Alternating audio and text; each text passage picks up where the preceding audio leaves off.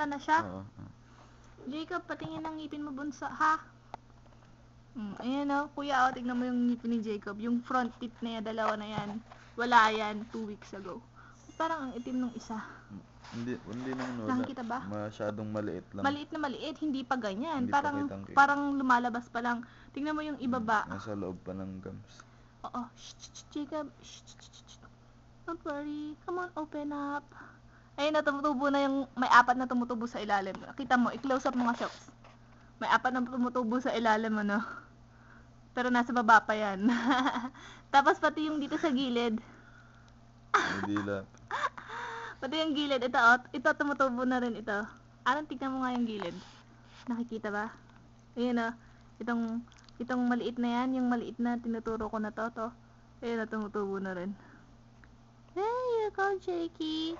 Remembrance mo to, Jacob, pagtanda mo, pati sa kabila, oh. There you go. Wala siyang tartar. Nagtututbrush yan eh. Okay na. Ayos na. Remembrance. Ito. Gorilla. Nagbibideo ka pa ba? Hi. Ito Ikaw, lang ang KM. patingin ng bibig. Ito, puro tartar to eh. Ayoko namang ipa-dental dahil ina-anesthesia pag dinidental Isang yung yan. ipin ni ano. Ipa-brace. Chan-chararan! Meron daw nabibili aran yung pang scrape. Pagka hindi naman malala yung plaque niya, pwede mong gamitin.